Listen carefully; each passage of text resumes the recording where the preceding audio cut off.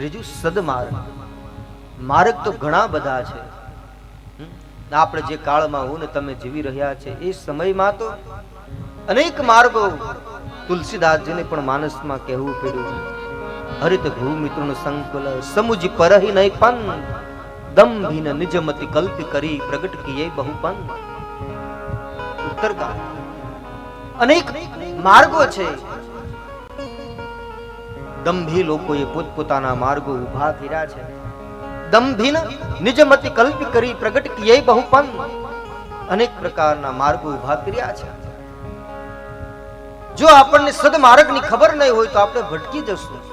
ધર્મના નામે ભટકી જશું, સત્યના નામે ભટકી જશું, ભગવાનના નામે ભટકી જશું. લોકો શ્રદ્ધાને માને છે અને શ્રદ્ધાના નામે આજે અશ્રદ્ધાનું જે દર્શન થાય છે, અંધશ્રદ્ધાનું જે દર્શન થાય છે એ તો ધર્મના અને શ્રદ્ધાના નામે જ થાય છે.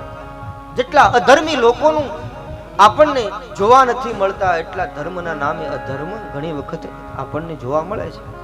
એનું કારણ શું? તો કહે એના જીવનમાં સદમાર્ગ નથી, સદવિચાર નથી. એમ ધર્મ ઘેલસા ન હોવી જોઈએ. ધર્મ છે એકદમ પ્રેક્ટિકલ છે. ધર્મ છે એ સ્વયં પરમાત્માનું રૂપ છે. ધર્મ છે એ સત્ય છે. ધર્મ છે એ પ્રેમ છે. ધર્મ છે એ કરુણા છે. ધર્મ છે અહિંસા છે. ધર્મ છે એ સ્વયં મહાદેવ છે.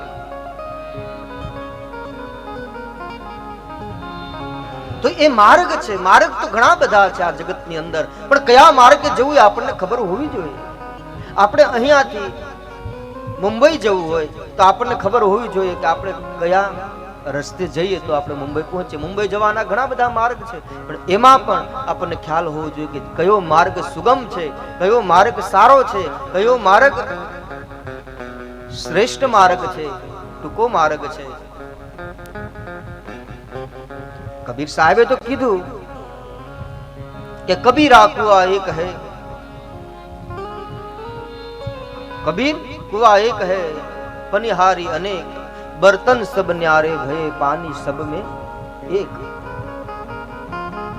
દરેક પોતપોતાની ક્ષમતા અનુસાર, પાત્ર અનુસાર, મતિ અનુસાર એ માર્ગો અલગ અલગ માર્ગે ચાલે. અવશ્ય બધા જ નામ ભગવાનના છે, બધા જ રસ્તા ભગવાનના છે. આખિર અનેક નદીઓ જેમ સમુદ્રને ભળે છે એમ બધી જ નદીઓ રૂપી બધી જ વિચારધારા આખિર તો મહાસાગરમાં જ ભળે છે.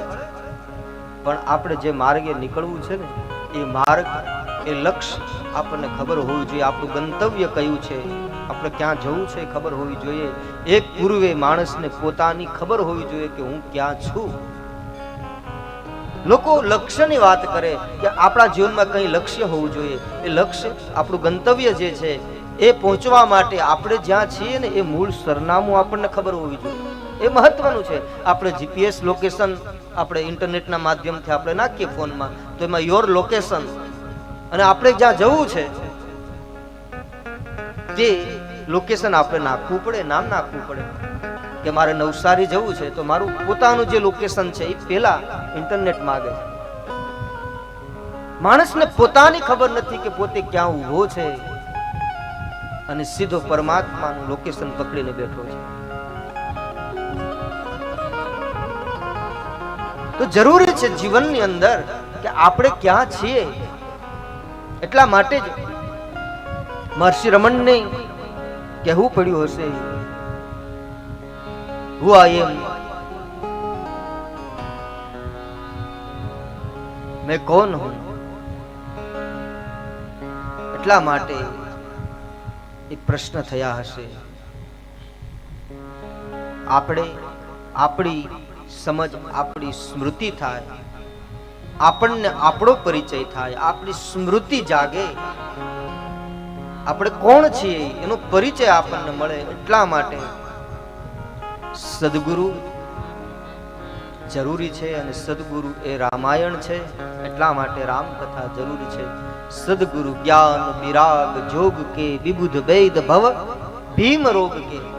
આ રામાયણ સ્વયં સદગુરુ છે. તો સદગુરુ જીવનમાં જરૂરી છે.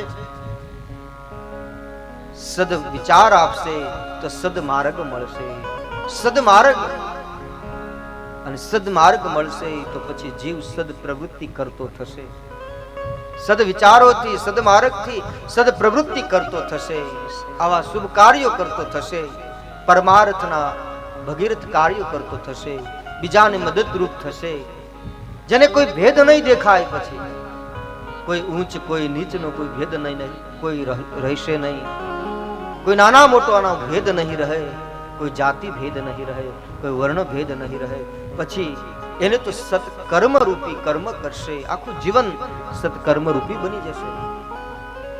અને જ્યાં સુધી જીવનમાં સદગુરુ સદવિચાર સદમાર્ગ ન મળે ને ત્યાં સુધી જ બધા ભેદ રહે છે, પછી કોઈ ભેદ રહેતા નથી, નિર્ભેદ બને છે.